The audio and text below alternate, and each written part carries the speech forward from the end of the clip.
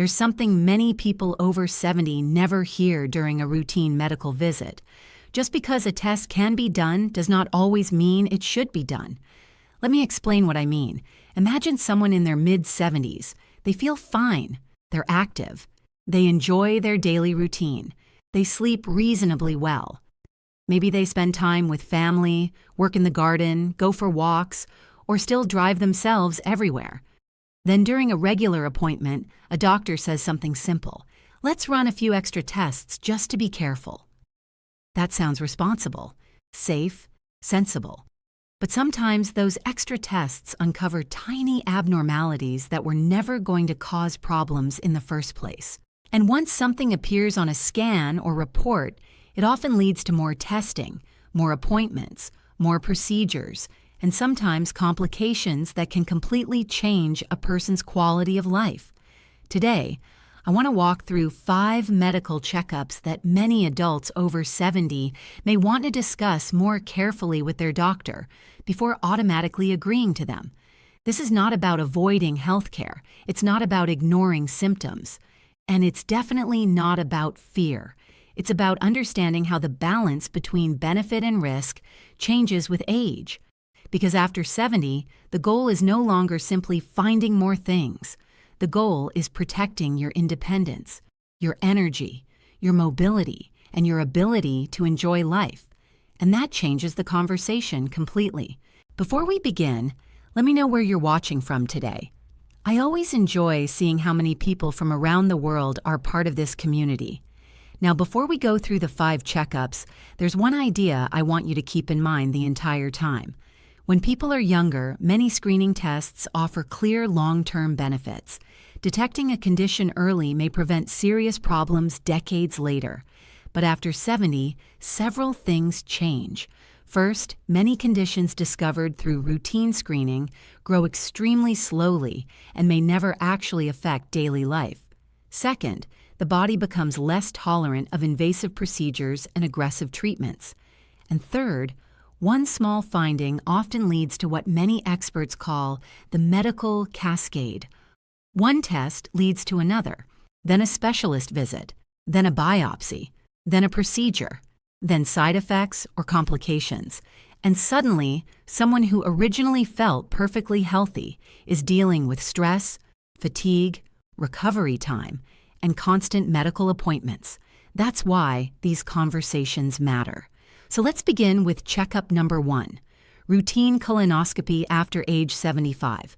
Now let me be very clear. Colon cancer screening absolutely saves lives in many situations. But several major medical organizations now recommend that routine colonoscopy screening after age 75 should be individualized, especially for people who are low risk and have had previous normal results. Why? Because the risks of the procedure increase with age. Many people focus only on the colonoscopy itself, but even the preparation beforehand can be difficult for older adults. The dehydration, electrolyte imbalance, dizziness, weakness, and strain on the kidneys can sometimes create more immediate problems than the condition the test was looking for. And while complications are not common, they do happen. Bleeding, perforation, extended recovery. For a younger adult, recovery may be relatively quick. For someone in their late 70s or 80s, recovery can take much longer and sometimes affects independence for weeks or months afterward. What's important to understand is this. If someone has no symptoms, no family history, and several previous clean screenings, the likelihood of finding an aggressive cancer becomes much lower. That doesn't mean never screen. It means the decision deserves a real discussion. In many cases, less invasive stool-based screening options may be worth asking about instead. And of course, if someone develops symptoms like unexplained bleeding, major bowel changes, or persistent discomfort, that's a completely different situation and should absolutely be evaluated. The key point here is simple. After 70, routine testing should become more personalized instead of automatic.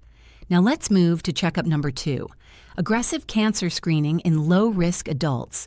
This topic requires balance and nuance because cancer screening has helped many people.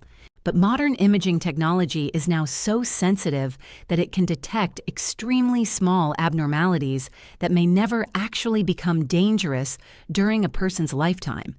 And this creates a problem many older adults are never warned about: overdiagnosis. That means finding conditions that technically exist but may never cause symptoms or affect longevity. For example, some slow-growing prostate abnormalities in older men progress so slowly that they never interfere with daily life. The same conversation sometimes applies to certain findings discovered during routine breast imaging in older women with no symptoms and no high-risk history. But once something appears on a report, it often triggers a chain reaction: more scans, biopsies, procedures, radiation, stress, side effects. And sometimes the treatment itself creates the biggest impact on quality of life. Fatigue, urinary issues, mobility problems, chronic discomfort. That's why many experts now encourage older adults to ask a very important question before any screening. If this test finds something, what would we realistically do next? That single question changes the conversation, because sometimes monitoring carefully may be more reasonable than rushing into aggressive intervention, especially when the person feels well, remains active, and has no symptoms. This is not about refusing care.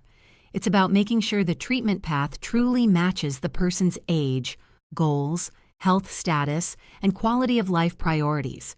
And honestly, many good physicians appreciate patients who ask thoughtful questions like these, because good health care should always be collaborative. Now let's talk about checkup number 3, routine cardiac stress testing without symptoms. This one surprises many people because it sounds incredibly responsible. A person reaches their 70s and someone says, "Let's check the heart just to make sure everything looks okay." On the surface, that feels reassuring, but here's what many people don't realize. In adults without symptoms, routine stress testing can sometimes identify abnormalities that are not actually causing problems. And once an abnormal result appears, even if it's uncertain or minor, it often leads to additional procedures. That may include advanced imaging or even cardiac catheterization, where a small tube is guided through the blood vessels toward the heart.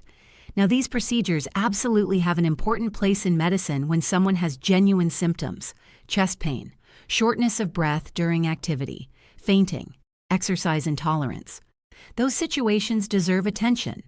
But in adults who feel completely fine, the situation becomes more complicated, because many older adults naturally have mild arterial changes that come with aging. Finding them does not automatically mean intervention improves outcomes.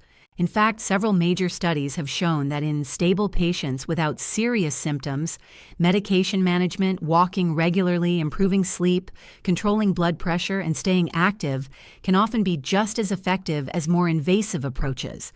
That's why many specialists now focus heavily on overall cardiovascular health rather than simply searching for abnormalities. And honestly, that approach makes sense. A daily walk, better sleep, blood pressure control, blood sugar management, strength training, stress reduction. Those things may not sound dramatic, but they often produce the biggest long-term benefits. Sometimes the most powerful intervention is consistency, not another procedure. Now let's move into checkup number 4. Routine bone density scans followed immediately by long-term medication.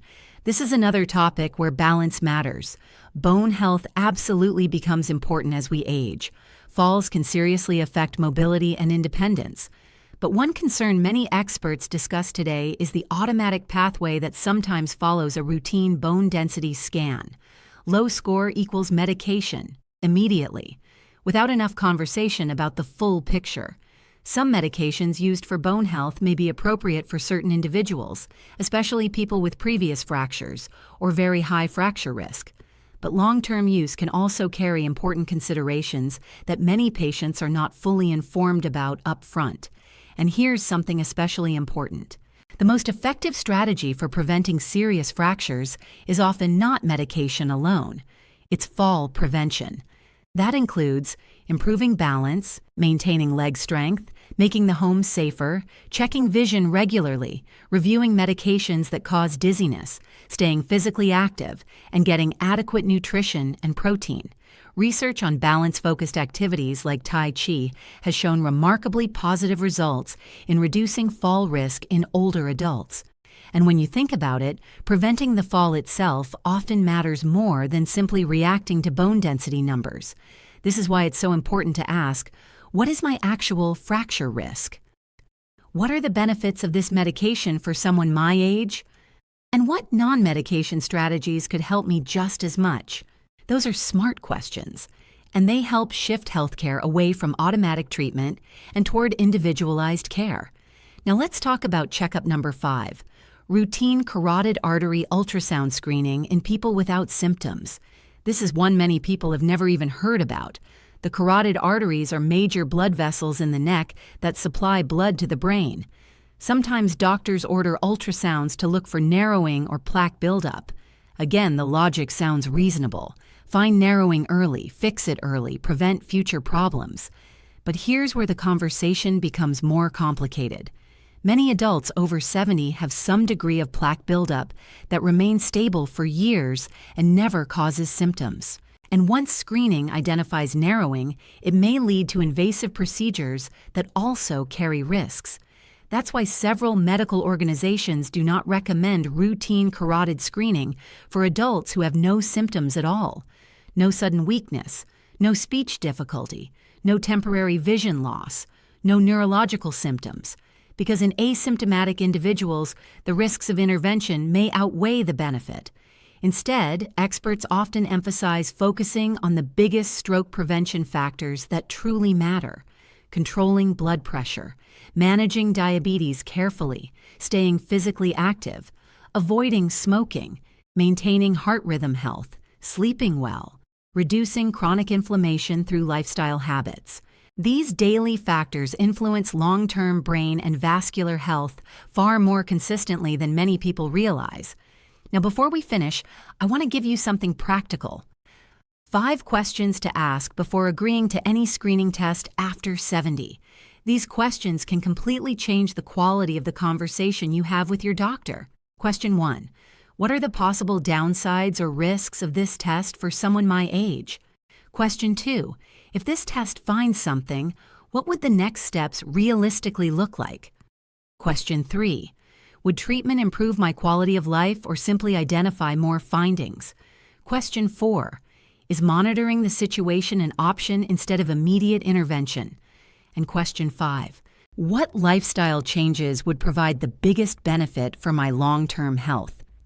Those 5 questions create clarity, and good physicians usually appreciate thoughtful patients who want to understand the full picture. Now I want to leave you with one final thought. Good health care is not about finding the maximum number of abnormalities. It's about helping people live well. After 70, quality of life becomes incredibly important. Energy, mobility, independence, mental clarity. The ability to enjoy family, hobbies, conversations, travel, and ordinary daily routines. Sometimes the wisest medical decision is not doing more. Sometimes it's stepping back, looking at the bigger picture, and choosing the path that protects your overall well-being. You deserve healthcare that considers your goals, your lifestyle, and your priorities, not just a checklist of tests. And remember, asking questions does not make you difficult. It makes you informed. If you found this video helpful, subscribe and join this community. Every week we talk about practical, thoughtful ways to support healthy aging and better quality of life after 60. And before you go, let me know in the comments. Have you ever had a medical test or appointment that led to something unexpected? I always read your comments, and your experience may help someone else feel more prepared and informed. Take care, and I'll see you in the next video.